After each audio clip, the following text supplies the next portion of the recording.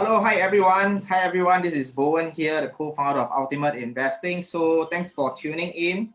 All right, we'll be starting at 2:05 sharp. We'll be starting at 2:05 sharp. So if you need any breaks, if you need to go for a toilet break or what, now is actually the best time to actually go ahead. We will be sharing about this company called Disney. And later on at the end of this session, okay, I will actually share my insights and whether is this going to be a buy, B-U-Y, or is this going to be a buy, B-Y-E.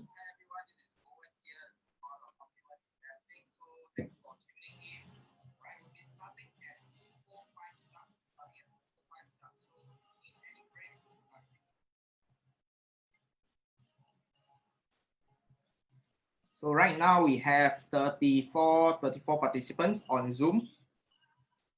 All right, and of course, for those of you who actually missed our previous series on buy or buy, you can actually go to our YouTube. Okay, search for Ultimate Investing, or you can also search for buy or buy, and you will be able to see all the other companies that we have actually previously discussed. So we have discussed company like Zoom, you know, the software that we are using right now. We have also discussed Singapore companies like Sheng Siong. We have also discussed Vicom. All right, so there's also another very interesting company that is related to 5G that is going to be booming over the next 20 years. That company is called Skyworks. So do get and check it out, okay? And definitely you will be able to learn something, you know, from that particular series.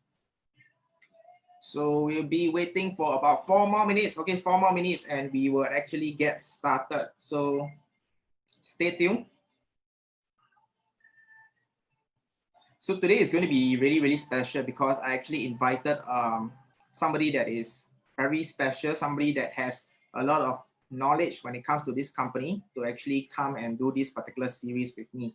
Yeah, so in fact, most of the content is actually not from me. Most of the content is actually from this special guest that I have invited. So what I have contributed is basically I contributed the Mickey Mouse on the bottom right. So if you find that the Mickey Mouse is cute, can you just put in the chat group below, just type in cute, C-U-T-E. Okay, and also just to make sure that, you know, you guys are able to hear me. So please put in the 4-letter word cute if you think the Mickey Mouse at the bottom right is cute. If you think the person on the top right hand side corner is cute, yeah, you can also just type in cute, referring to the top right hand corner.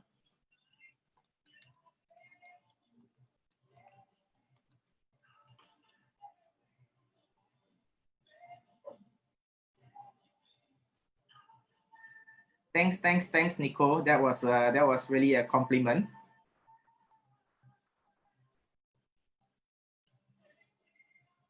Yes, this will actually be posted on YouTube as well. So for those of you who actually missed this particular series, you will be able to actually rewatch it again, probably in a few days' time on YouTube. So do subscribe and you will be able to catch all our particular series, okay, in the future as well.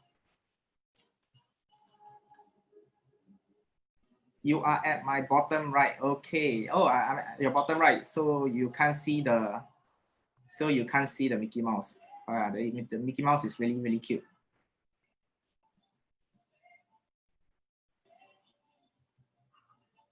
Okay, this is not just a normal Mickey Mouse. This Mickey Mouse helped Disney to make a lot of money. So yeah, we have to appreciate this, you know, this cartoon with 2 big round ears and a very big black nose.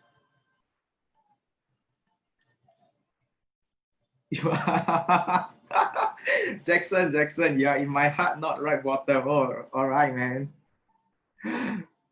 I'm sure you say this to your wife every single day, man. Okay, we're starting in 1 minute.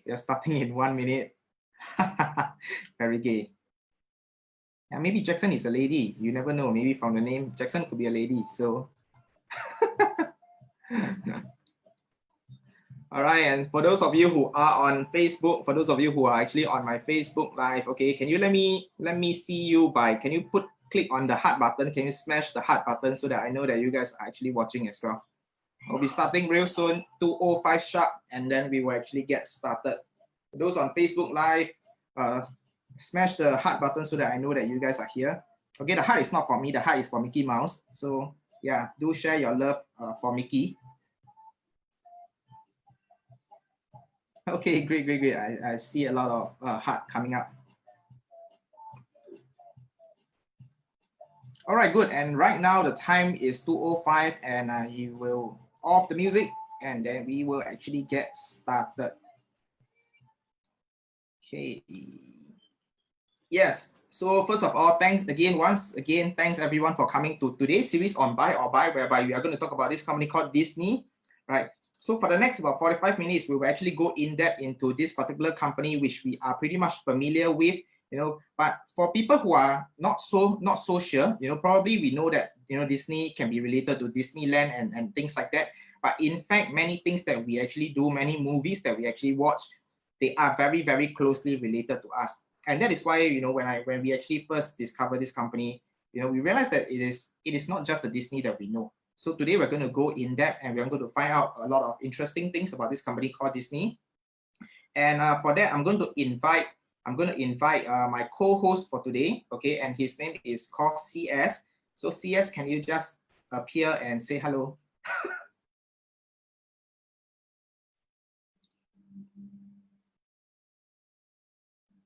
Hi, CS. Oh, my host disappeared. Oh no. Let me see where is my host. Hi CS, are you able to unmute yourself? Sorry, I think you're not able to unmute yourself. You can unmute yourself. Hello. Yeah. Hi. Oh yes. Can we give a clap for our special guest CS? Just put a clap in the chat group, CLAP. Hi. Okay, maybe CS, Hello. maybe we start. Maybe you can share with us what is your history with Disney, and actually what makes you actually interested to look into this particular company.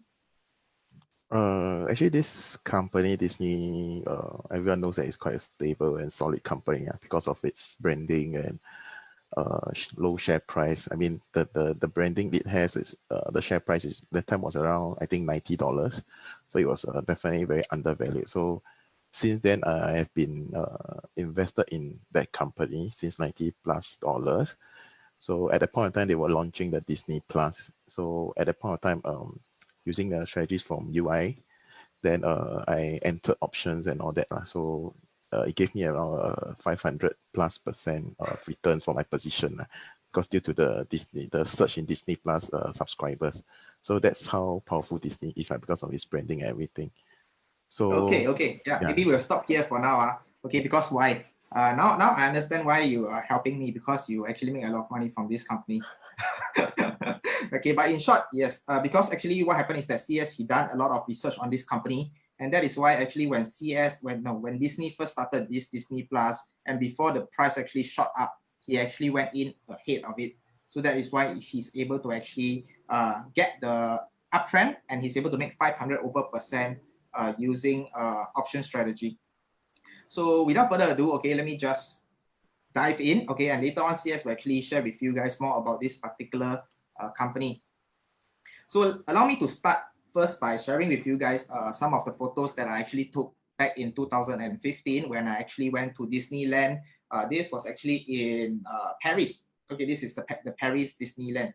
So for those of you who might not be able to recognize, yeah, but basically the person on the bottom left and the person on the bottom right is me. All right, the one on the roller coaster. So that was actually my first experience with Disneyland. That was the first Disneyland that I have actually been to. In fact, I've been to Hong Kong quite a number of times, but I have never been to Hong Kong Disneyland.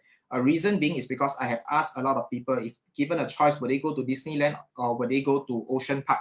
And pretty much everybody say, go to Ocean Park, don't go to Disneyland. So I actually don't really have a good impression of Disneyland, especially the Hong Kong one. You know, but when I go to Paris, you know, my friend is like, oh, this is the place that you definitely have to go, even though the tickets are relatively expensive. But we went ahead. And what really shocked me is something that is slightly funny, because my impression of Disneyland is like it's just a lot of cartoon character, then there's castle and things like that. So I wasn't expecting it to be quite a fun place. But as you can see on the bottom right hand side, I was on a roller coaster. So again, I thought that the roller coaster is for kids. So they actually put that this is a 2-star roller coaster. So I went in without thinking much, and it scared the shit out of me. Okay, so that was one of the, it was really very very scary. So again, it was beyond my expectation. So that was where I realized that, hey, actually Disneyland is also a place for adult as well. So that was my experience with Disneyland, and these are the 5 photos that I took. That's all, no other photo. Yeah. So anyway, before I go on, I just want to put on this thing called a disclaimer. Again, whatever we share today is purely just educational purpose. It's not a recommendation to buy or sell. Please do your own due diligence even after you have listened to us. Go and check it out, go and confirm the information. And if you feel that this is a company that is worth looking into or worth investing into, then you've got to make your own due diligence, and you can actually enter on your own judgment. All right. So with this, basically it gives me and my co-host today, CS, the right to actually just share openly. If it's okay for you, if you want us to actually share openly, can you just type in 888 to actually acknowledge this disclaimer? Can you type in 888? So same thing on the Facebook. Okay, please, if you acknowledge this and you allow us to actually speak openly and share about this company openly, can you just type in an 888 in the Facebook comment as well? So just gonna make sure that I see most of you guys actually acknowledging before we go on. Yes, so thanks for those who are on Zoom. Okay, we have like 40 over people on Zoom and 16 on Facebook Live. All right, wow. Okay, good. Everybody accept. So CS, later on, you can actually just say anything you want to share. Even if you feel that Disneyland, the Mickey Mouse actually quite ugly, I also can say. Okay.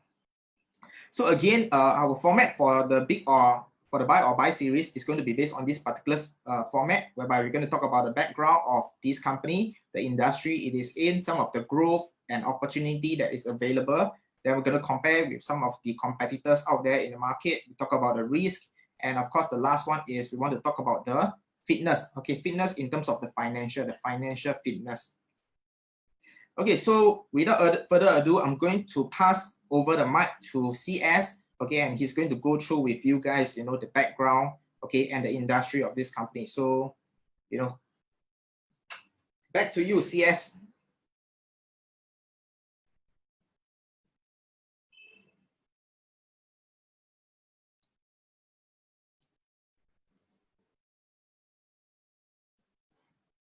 Okay, hello. Okay, now first, go through the background first. Okay, so for the background of Disney, actually, it started in 1923. So we know that this company is close to 100 years of history. So it started with Walt and Roy Disney. So they started, actually, they were named firstly as Disney Brothers Cartoon Studio. So they started out in the industry, they call it the American animation industry. Before they diverse into this live action film production, television, and theme parks. So during this period, it was, the CEO was Walt Disney. Then after Walt and Roy Disney was both are the CEO of the company itself. So as the company progresses on, right, then moving on to the 1980s, this Walt Disney company, they actually created this new division. They call it the Film Studio Division, which also they name it as the Walt Disney Studios. So what this company actually did since the 1980s, right? They started to acquire many different film studios companies. As you can see, we listed down there. There's like Pixar, Marvel Studios, Lucasfilm, 20th Century Studios, and all these are actually acquired acquisitions of other companies. So actually, like Pixar was previously owned by Steve Jobs. So they actually acquired it from Steve Jobs itself. So what we can see here at the last one is actually a 21st Century Fox, which is their latest acquisition. So from this, actually I highlighted this is because this is actually a very key point strategy in what they're going to actually do in the future. So just highlight it so you can just take note later when we explain through. Then you start to understand why this, even though they have to pay for a high price for this company, right? It's a must for them in their strategy itself. Because 21st Century actually have like Fox Sports, Hulu, and actually this below, like this Marvel heroes, right? Like Deadpool, X-Men, Fantastic Four. They bought it from Disney, but Disney buy it back from them again when they acquired this 21st Century Fox.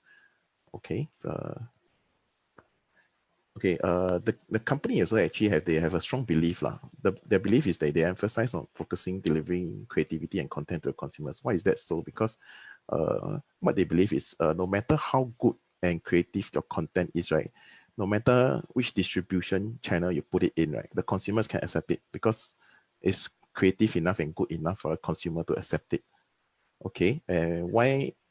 And the next thing is that actually this company, right, they actually have a great management leadership for of CEOs throughout the decades lah. Why would I say so? Because one more, you can press one more time, Bowen. I think that's one. Yeah. Okay, as you can see, the three CEOs before the latest one, the Bob Chapek. The first one is actually Michael Esner and Robert Iger. So as you can see below the slides, right? Actually, these two CEOs before this Bob Chapek, they actually perform better than the S&P 500 index every year lah. So as you can see during Michael's period, right? The S&P 500 is only like 10%, but he's able to make the company grow at a 14.8%. So this proves that the company is actually managed well by its CEO. As well as for Robert itself, you can see it's almost double the S&P 500. And both of this period, right, they are actually going through, you can say, a financial crisis. For Robert, it's the 2008 to 2009, and still he's able to generate almost double what the S&P is giving. Yeah. So this is actually a background that the company is actually well managed by the CEOs itself. So next one, we move into the industry. For the industry itself, you can see actually why Robert Iger is, they say is one of the greatest Disney CEO, right? Actually, it's because he has the ability to generate revenue and wealth for the company itself. As you can see, right, since his position as CEO, right, since 2005 to 2019, the revenue for Disney has been growing quite exponentially. So actually, this company, when he took over, was like a $50 billion company. So at the end of his position, before he stepped down as CEO, right, this company actually grew to about $240 billion company. So it's actually a 5-time growth within around 14 years of his time as a CEO lah. So as you can see, this chart here, actually they have split the different segments of Walt Disney. They have the media network, the park and experience and products, studio entertainment, and the direct to consumers and international segment.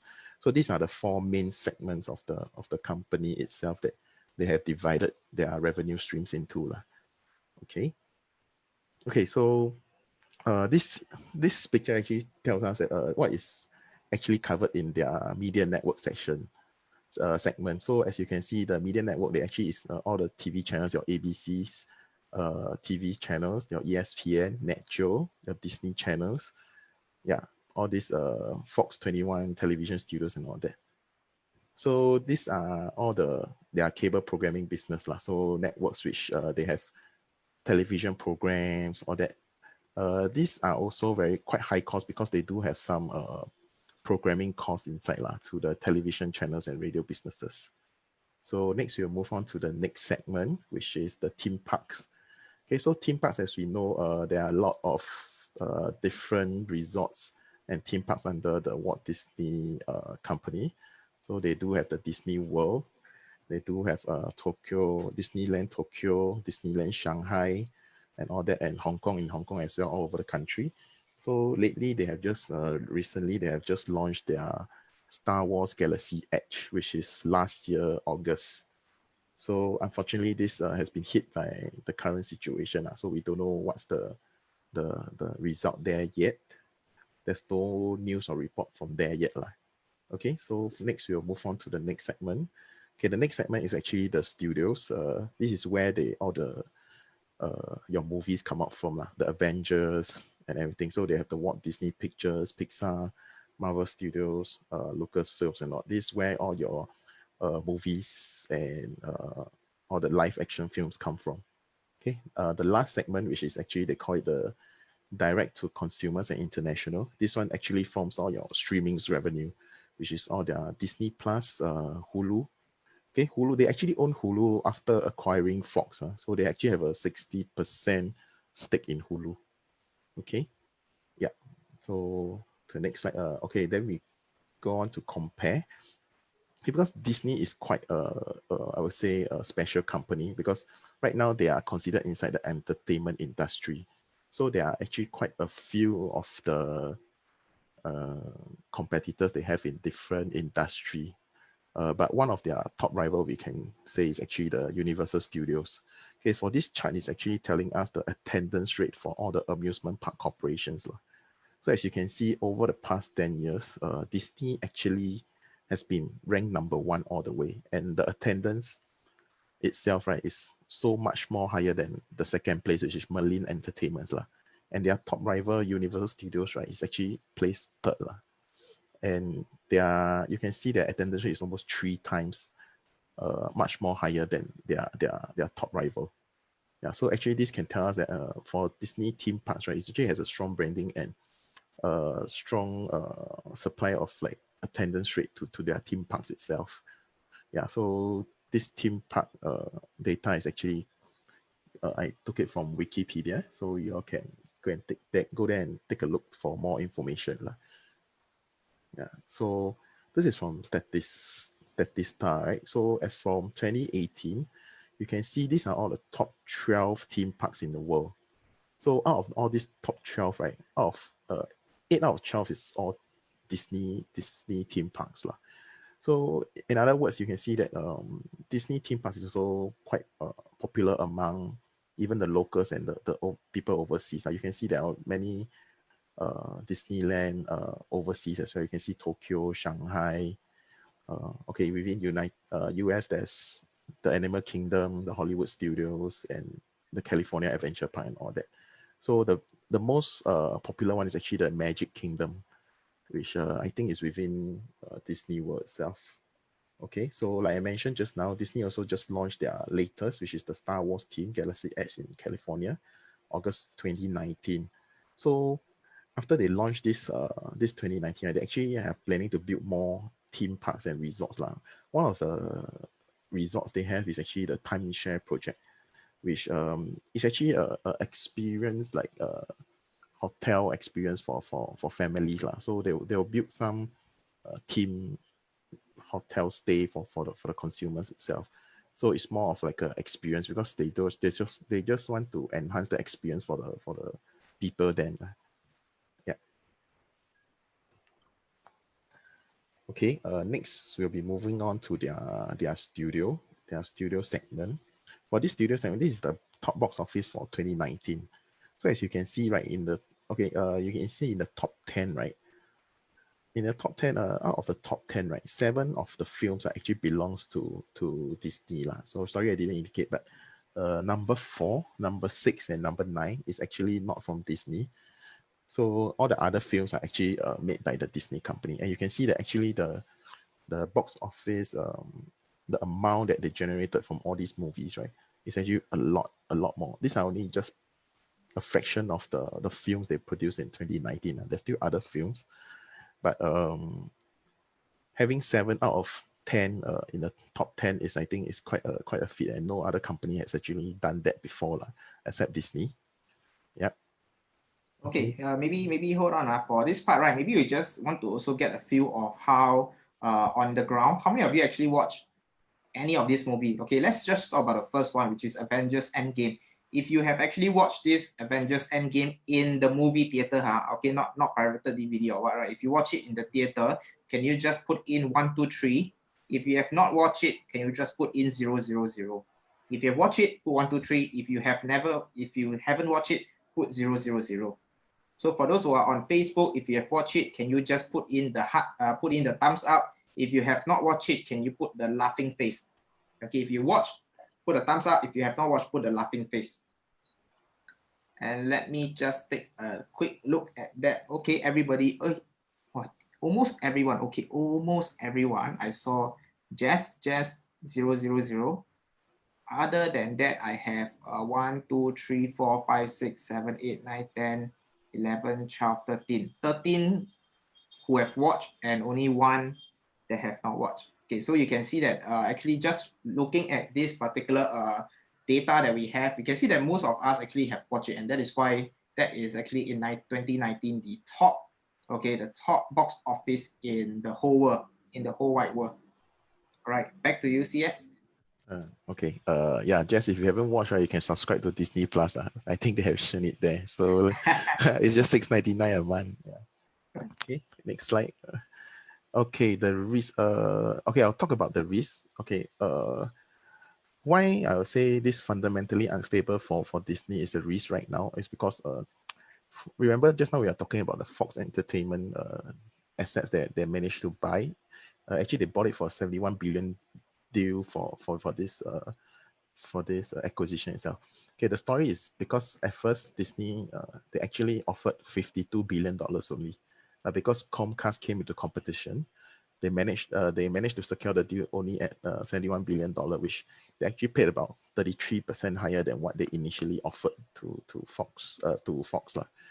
So as you can see below, right, the financials, we can actually see that this show that because of this deal, because the deal was completed in 2019, you can see that the free cash flow actually reduces quite a lot in their financial reports. And to the recent one is actually a negative free cash flow. So because of this deal, right, they actually spend all their free cash flow on this on acquisition itself, that they're actually now quite cash strapped on the situation. And adding on to the situation, this COVID-19 has actually made them use even further their free cash flow to tide over this situation. So this is one of the reasons that they might not have enough free cash flow to do what they want to do, or to expand the streaming services right now, because streaming services is a new sector they have actually went to explore. So there's a lot of costs involved that they need to in production costs and all that they have incurred lah. So having a good cash flow would give them a better situation. So this is one of the risks that Disney have right now. Yeah, Actually, yeah. Maybe I'll just add on a little bit. I think the timing for Disney to actually buy over Fox, to a certain extent, it might not be that lucky, in the sense they actually bought it when the market was actually pretty much at the all-new high, and then after they spend so much money, they expect to actually bring back their money by building their Hulu and all the other things. Then after that, COVID happened. So with COVID, of course, we know that theme parks, everything will be closed. Definitely things will be affected. So to a certain extent, if let's say they had not bought over Fox, and during this period, very likely they might even be able to buy over Fox at maybe half the price, or could be even less than half the price. Yeah. So yeah, but anyway, I just find that this is a great company, because you can see that they are constantly buying asset that can make the original business become better. Okay. So back to you. Yeah, and one more thing is that actually you can see there's a revenue and a net income there. So even though if you compare to 2019, right, even though the revenue has gone up, but actually they're earning less net income. So also this also means that they're actually spending a lot on costs to keep the company afloat itself.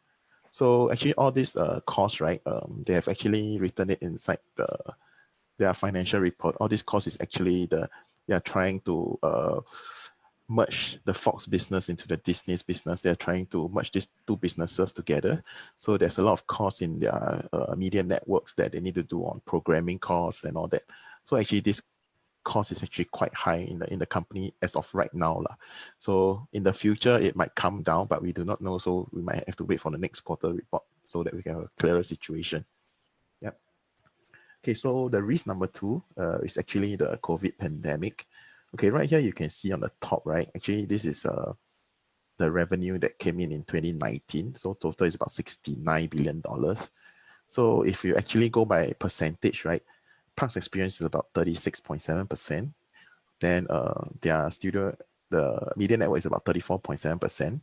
And studio entertainment is 15.5%.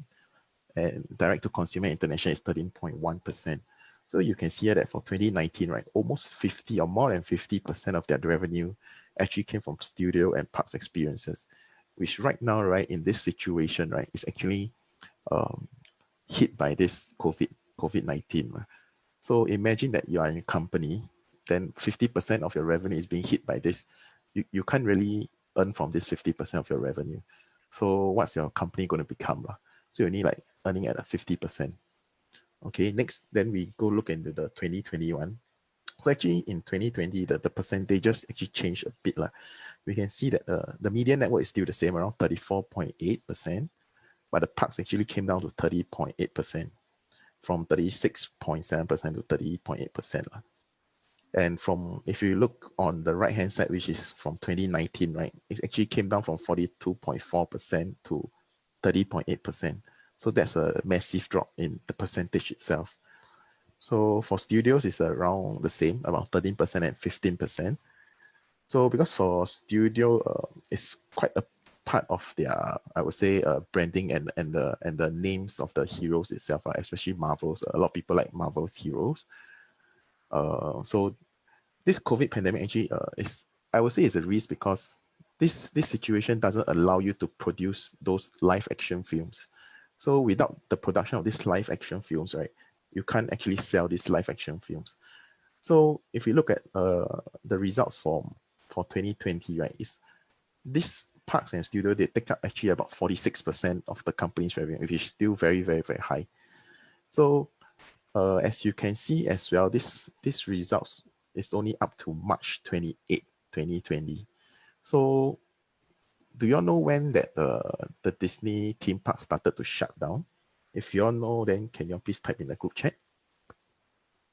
Yeah, when is Disney shut down? Anybody just put in what do you think? When do you think? Yeah, we see March, right? When, which part of March? Yeah, correct. It's during mid-March. Yeah, so actually you can see, right, this 30.8%, right, it's only like half a month.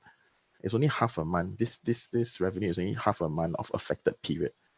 Right now we are in May, so they haven't calculated in the period they shut down from April, May, and so on and so forth. But maybe you can move on to the next slide. Yeah, okay, so actually we can see that Shanghai Disney actually reopened and the ticket sell 8 minutes, right? But this is what people, if they only read the title itself, but if you go into the specifics, right, the government actually only allow them to reopen at the 30% capacity. So which means that, let's just say if they're earning $12 billion, let's just say we assume that they're earning $12 billion, right? 13% capacity is like $4 billion of the revenue. The other 70% is like gone if this situation remains. So right now it's only at 30% capacity. Next slide, go on. So more bad news is that even though Disney World is opening, right, as you can see that there are actually a lot of bookings that are cancelled. So this booking for June, right, most of them are cancelled. And Disney World, right, they are not actually receiving any new reservations until 1st of July. So if we are looking in Q2 report, right, Q2 report is from April to end of June. So this means that actually there are parks and experience actually taking a big hit. Because from April, May, and June, right, they might not have any income, or a massive big drop of income from the parks segment itself. Yeah, so this is actually quite a big red flag, because this takes up quite a big percentage of their revenue itself. Yeah. Maybe I just want to also share a little bit about this particular point. Yeah. So you see, when Disneyland actually reopened, right, the thing is the government allowed them to only have a maximum capacity of 30%. But think of it this way: although they only can make money from 30% of the maximum capacity, but the thing is, all your rides and all your Disneyland, all your Disney character, which means that the moment you start, right, all your staff have to be hired. You cannot say, because I only open up 30%, so all my cartoon character I only release 30%. Cannot be. I mean, the roller coaster, I make the roller coaster drive slower, save electricity and things like that. Or the fireworks, I only put for 30 seconds of my original one. See, it doesn't happen. So your expenses, everything, the moment you restart, the expenses remains high, but the revenue immediately, you are only able to make 30% of your previous revenue. So I would say that just by looking at the numbers, people will say that, oh, okay, at least you still got 30%. But from a margin perspective, the net profit from this particular theme park is going to be even worse. All right. So that is something, again, we are waiting for, and that is why we want to also monitor based on the upcoming result that is going to be released every quarter. Yep. Yep. And one more thing is that because people visit all these theme parks for experience, But due to this situation, there also this social distancing that we need to keep. So like this also means that for the children itself, there's no hugs from the mascots lah, there's no photo taking lah and all that. So this actually give a discount on the experience for this theme park that they're offering right now lah.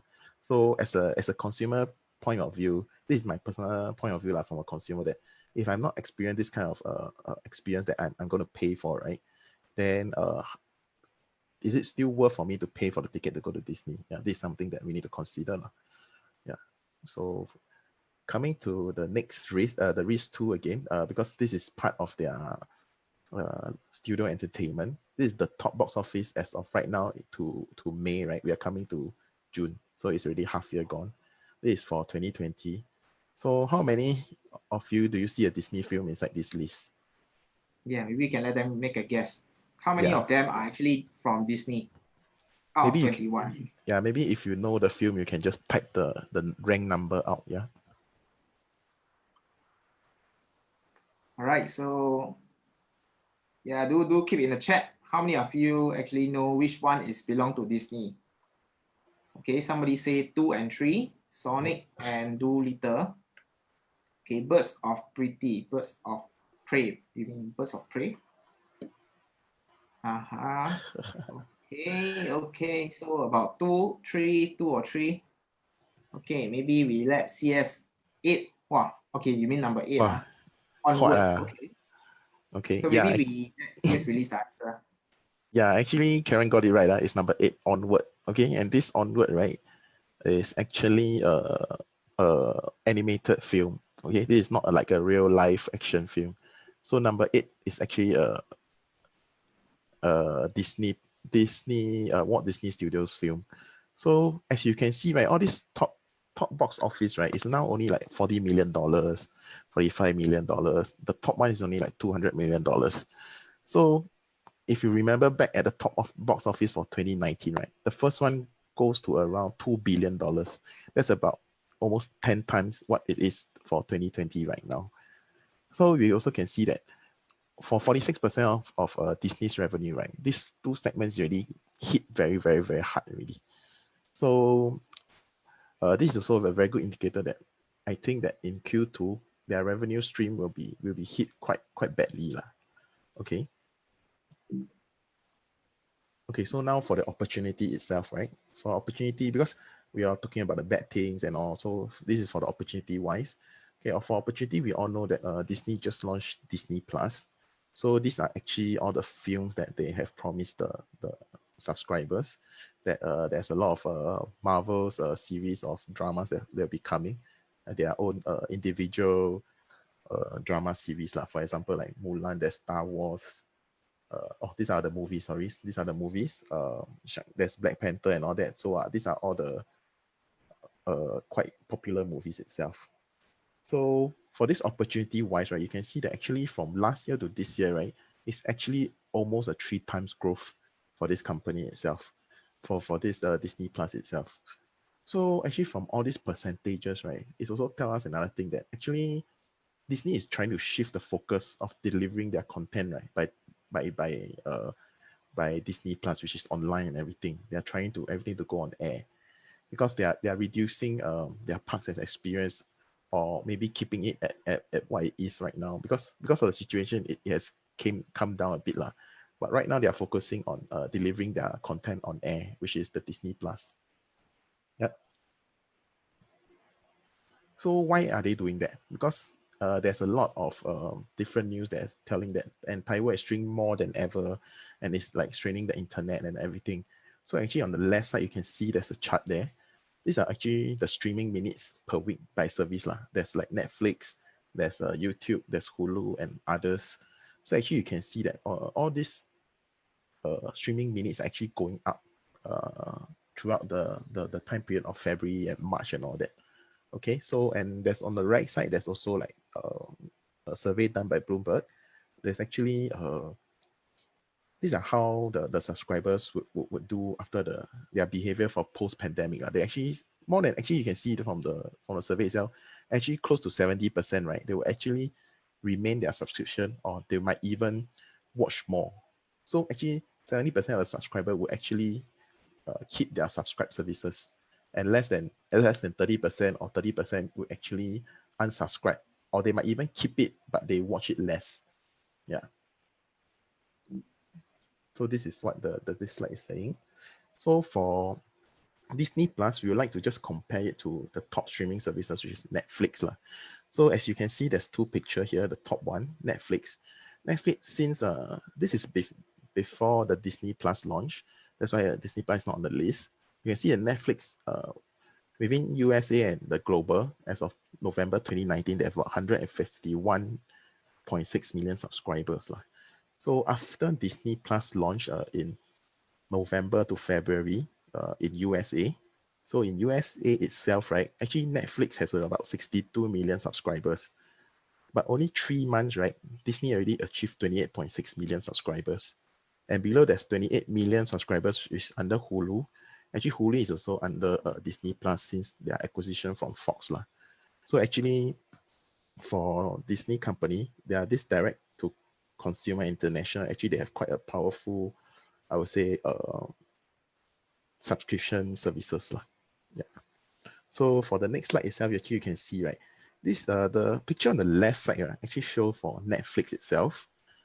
This is their subscriber growth since 2012 to the 2019. As you can see, right, if you can take a closer look at end of 2012, just looking at the blue and the red one, right, Netflix actually hit a subscriber of about 30 million at the end of 1 year. So right now, right, Disney, you can look on the right side, right? Disney, as of May the 4th, that's only like 6 months into their launch. They already have about 54.5 million just for Disney Plus alone. So they actually like come close to double of what Netflix has performed since their launch.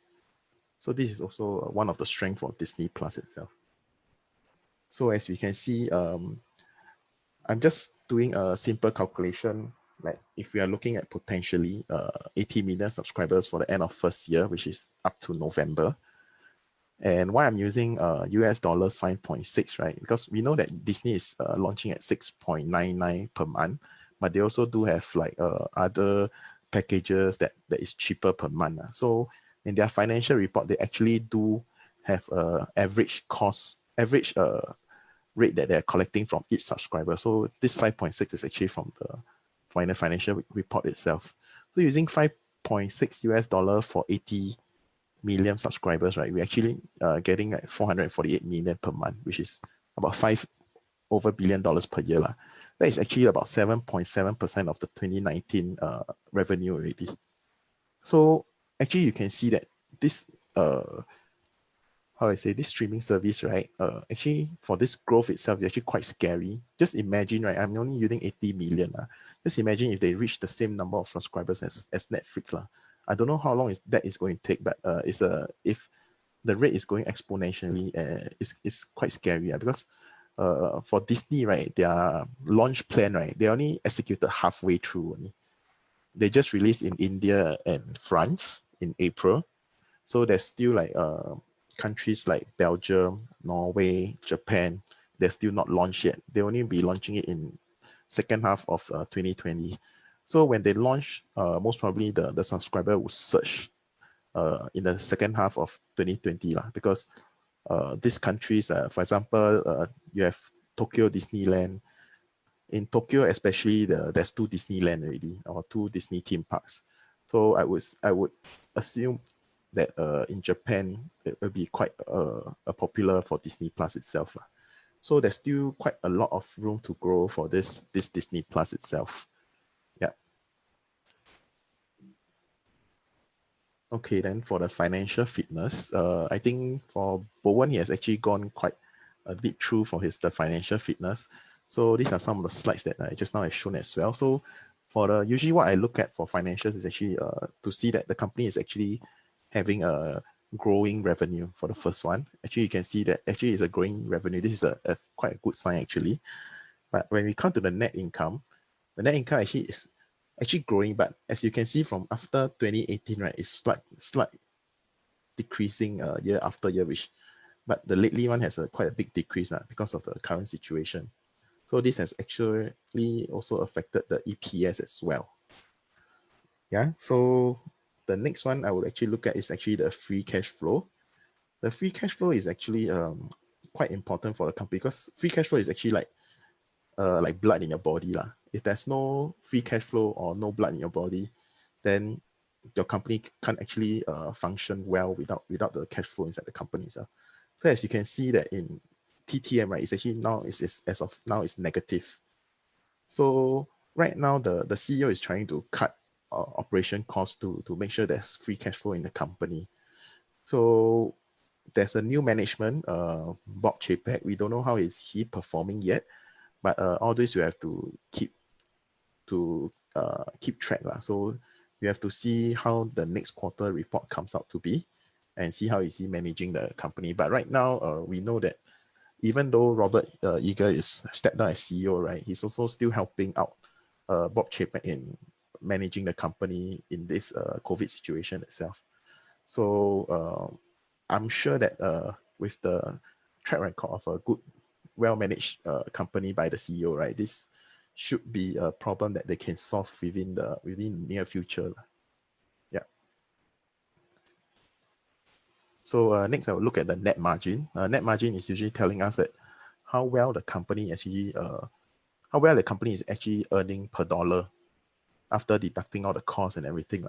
So I believe that Bo has said that the passing rate was around 12%. So right now, this company is earning about 6.88%, so which is a fail. And next is the interest coverage, which should be 3 or more. So right now it's 5.32. It's dropped a lot since 2019, but it's still a pass. But that's something that we can keep track to in case the company falls into require to take up a big debt to continue the operations of the company. Yeah. So next we'll look at the growth. The growth of the company is actually on a 3-year average going at a 5%, which is a no-go for now, because what we are looking at is actually we're going to look at company growth that has 10 or more percent. Yeah. So lastly, which I think is the most important, is the debt to equity ratio.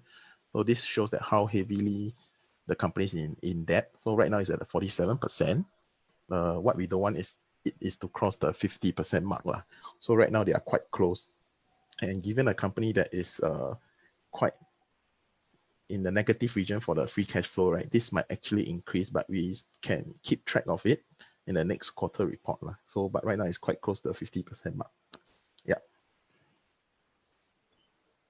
So, okay. Okay, yeah. So maybe I'll just take over from this. Like, anything. So maybe in terms of the conclusion, maybe for CS, maybe do you want to like summarize what are some of the things that in terms of this company you want to look out for, and also any particular risk in particularly that you want to point out to the rest of us.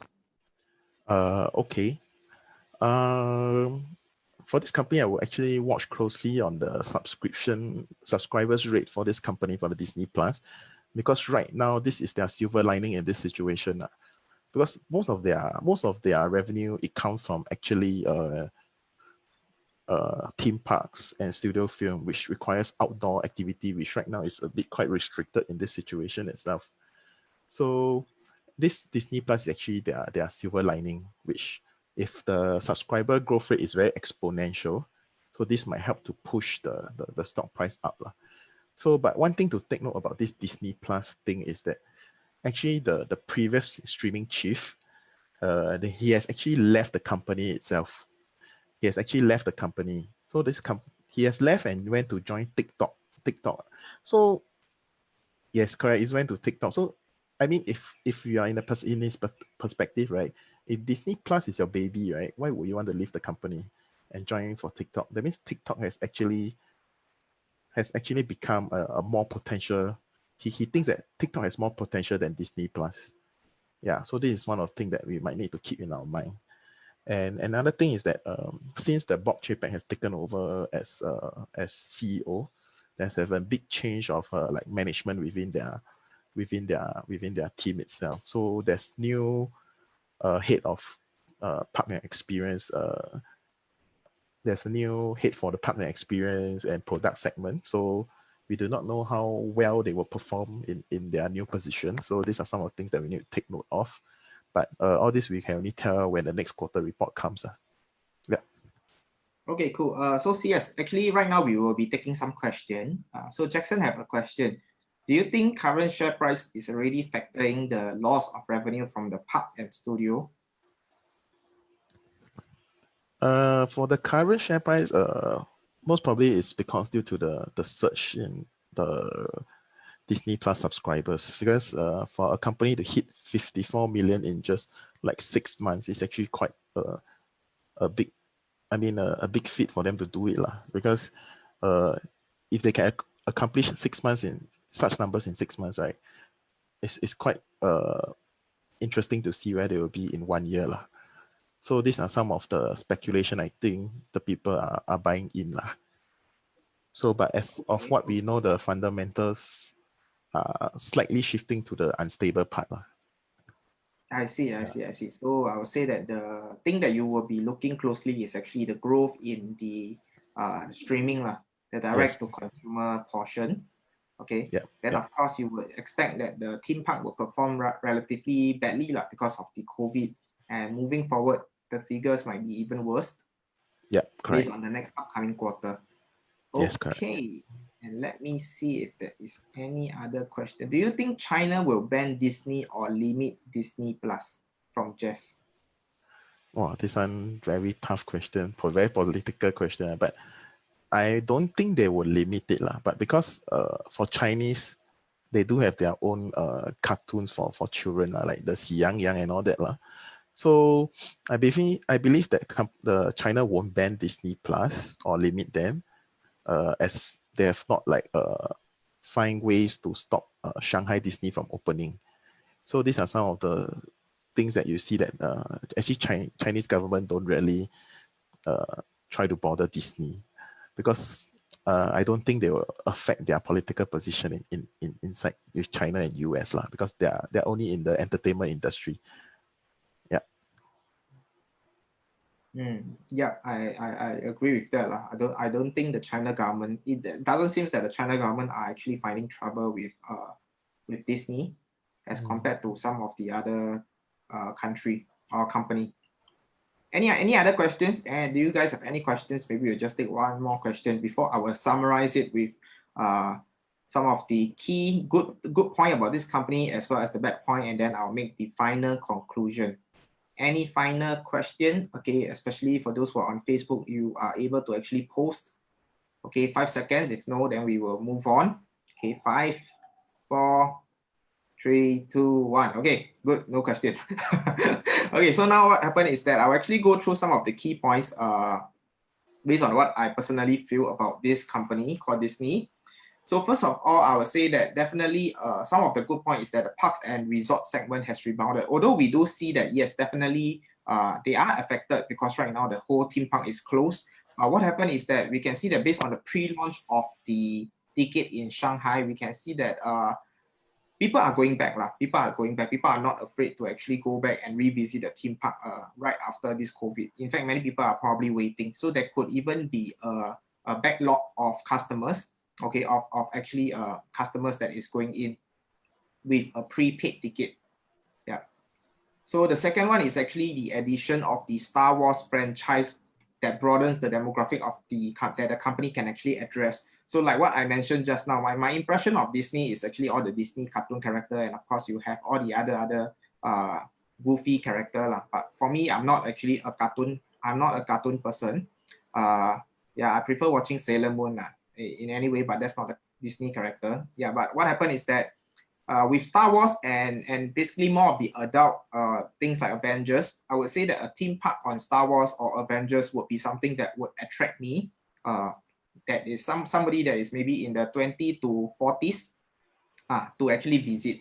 So they don't just cater to the kids. Definitely for kids, they will love Disneyland. But I would say that for those who are slightly teenager to maybe even adults, they would actually prefer more of an adult theme park. So that's something that they actually have.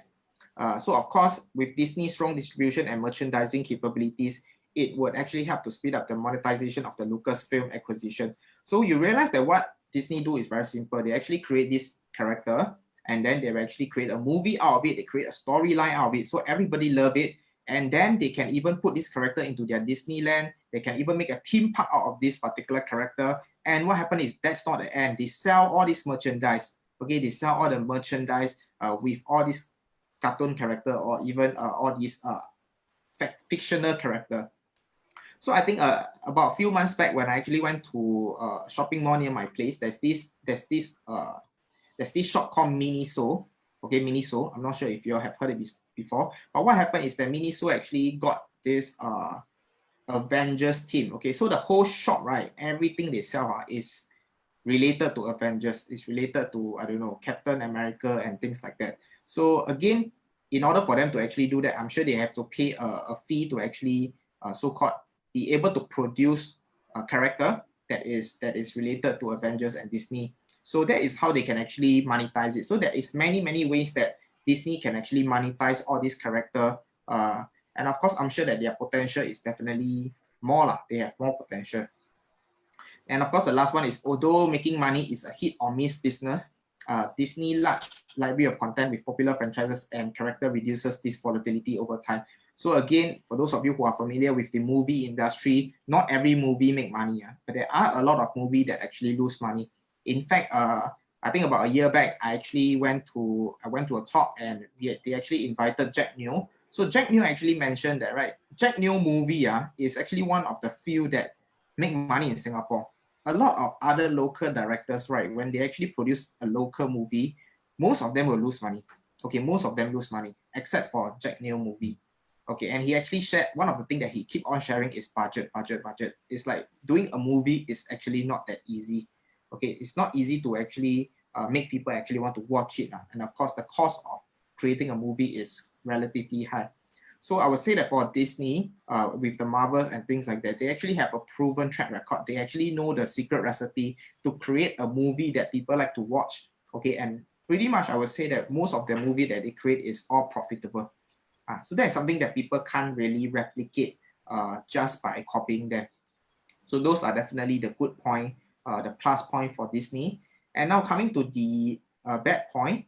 So the first one is, of course, the business model for the media network depends a lot on all this compensation. So like all the ABC News and all that, it's hard for them to monetize it. Okay, it's hard for them to monetize it. So of course, again, in terms of the pay television, people are moving towards streaming. So when more people actually move towards streaming, the pay television business would also start to go down. So how are they actually earning from the pay television? For example, ESPN, how do they actually earn money? It's actually through advertisement. So even in the current market right now, whereby live sport is totally stopped, they are actually affected. So ESPN revenue is also affected because there's no live sport, there's no streaming of the sport. Basically, nobody would put an advertisement right now. So all the advertisement actually stop as well. So moving forward, like I said, people are going to streaming. So pay TV, again, there is a lot of uncertainty on how it would actually move towards moving forward. So increases in the cost of popular programming such as sport event and television series could adversely affect the margin at ESPN as well as ABC. So same thing, yeah, there's actually competitor are coming into this particular area. So there's more streaming, live streaming online and things like that, even gaming. So as long as they don't have the exclusive to all these live event, that is how they will actually lose a lot of the market share. And actually, in terms of ESPN, right, it is actually very profitable for them, because those people that are watching the sports, usually they are in the range of 25 to 45. So this is a target group that a lot of people want to target. And that is why people are willing to pay a good amount of money in terms of advertisement dollar to actually ESPN to put an advertisement maybe during one of the NBA games or any of the other sports event. So again, more competitor would be appearing, and that is again something that might affect the business. So the last one is that developing mass market hit programs can be unpredictable, especially as media fragmentation continues. So with Disney Plus, you realize that they need to constantly come up with creative movies as well as series. So again, it is not easy to constantly come up with blockbusters and things like that. And of course, with competitor, like for example, Netflix is coming a lot of their own in-house series. So again, like what we mentioned is that although you have the subscriber for Disney seems to be growing really, really well. But having said that, we want to look at the long game. Are they able to continue to create powerful, creative content that is able to capture the audience heart? I think that is, again, a lot of uncertainty over there. But one thing we can be sure is that the whole ecosystem that Disney created is very, very powerful, from the character to the movies to the Disneyland to the theme park to even the merchandise. These are something that not anyone can just come in and replicate. So it is hard for anyone to actually come in and create what Disney actually have, especially after they have even taken over Fox. So it makes them even more powerful. And so coming to the final conclusion for me, maybe I'll let CS share first what he actually feel. Is it going to be a BUY, a buy for him, or is it going to be a BYE for CS? So maybe CS, do you want to release your answer? For me right now is more in the red, yeah, until the next quarter report, because right now for Disney, for me, I think it's a little bit in the middle. They have that potential there, but it's more unsafe for them to go, for me to go in, because I don't see a fundamentally safe company for me to enter. So it's a buy for me right now. BYE, buy. Yeah. Okay. So for CS, this is a buy. Okay, but if you ask for me personally, I find that this could actually be an opportunity for actually people to actually start looking at this particular company. I do agree with what CS mentioned, that this company will actually depend a lot on the upcoming streaming services that they're actually coming out with. Especially in Singapore, we don't really have that service yet. It's not in Singapore yet. So I can't really tell how addictive Disney Plus is. Right now, I'm actually on Netflix. It's pretty addictive. But if Disney Plus comes, and then for me, if let's say as a consumer, I immediately switch to Disney Plus and I actually cancel my Netflix, then I would say that yes, Disney Plus definitely would be a very, very powerful forces moving forward. But as of now, because they are not in Singapore, again, I want to monitor as well, and monitor how the theme park will perform, whether are they able to reopen as soon as possible, and also how will the subscription actually moving on the next quarter itself. So for now, I'll say that it's same thing. I would like to monitor it. Okay, I would like to monitor first. So it's going to be a BYE for me for now. But I would say that very fast, I might change to a green color BUY. Okay, so if let's say I decided to change my decision, I'll create another series on Disney, and then we will see how it goes. All right, so for me, that's all from my side. Okay, and then I will see if we can actually, I see if there's any final question. If not, that's the end of this buy or buy series. So from Jimmy, okay, Jimmy have a question. Okay, so Bowen, would you keep both Netflix and Disney if both are good? I would say that for me, no. Okay, for me personally, I will only stick to one. Again, I don't really watch a lot of shows. I can live without shows. I can live without shows. So I would usually just choose one. Okay, I would usually just choose one. And then let me see. Mickey will be the mood. Yeah, can't imagine the world without Mickey. Yeah, I can. My life is without Mickey Mouse on. So yeah. Anybody have any burning questions? If not, that's the end of this particular series. Okay, so next week, okay, maybe I would just want to do a quick shout out as well. So again, for those of you who this is the first time you are watching us today on Zoom as well as on Facebook Live. Okay, if you want to find out more information, if you want to get some free resources, do join our free Telegram group whereby we share a lot of powerful content and news and update. And of course, all the Zoom link will be uploaded onto the Telegram. Follow us on YouTube so that you can watch all the previous series as well. So once this series is ready, we will also put it up onto YouTube. And of course, please like our Facebook page at facebook.com/ultimateinvesting. So next week, okay, just to do a shout out on next week, what company we're going to go into. Next week, I'm going to talk about these two companies, okay? This first company is going to be called APAC. APAC is actually under this company called ERA, okay, one of the property agency in Singapore. And of course, I'm going to compare APAC with Propnex. Okay, so both companies are listed on the Singapore Stock Exchange. I'm going to do a comparison. This is going to be purely my own personal comment. I am not related to any Propnex or ERA. They didn't pay me any fee for me to say, but if they would like to pay me, yeah, please contact me, please private message me. But anyway, for now, it's going to be an unbiased comment. I'm just going to look at the business perspective, look at the current price, look at the dividend that they are paying out, and I'm going to share with you guys which is better, APEC, which is ERA, or Propnex is better in terms of the share price. So look out for this upcoming series next week. And then I'm going to talk about one US company also, which I have not decided yet, but I'll let you guys know what company it is moving forward. So with that, thanks everyone. Again, can we all give CS a clap? Okay, can we just type thank you CS? Thank you CS. Yeah, thanks Bowen for having me here. So if you want to thank Bowen, just type I love Bowen. yeah. So thanks CS for actually helping me to also create all this content. I think it's a lot of content today. That's why we kind of overrun more than 1 hour, but I'm sure you guys are learning a lot from this. So thanks a lot, CS. And of course, thanks everyone who are tuning in on our Zoom. We have 46 people on Zoom, okay? Thanks a lot for joining in. And of course, for Facebook Live, 22 of you, thanks a lot. So do support us, do support our series, and we will see you next week on our next Buy or Buy series. Okay, so take care and see ya.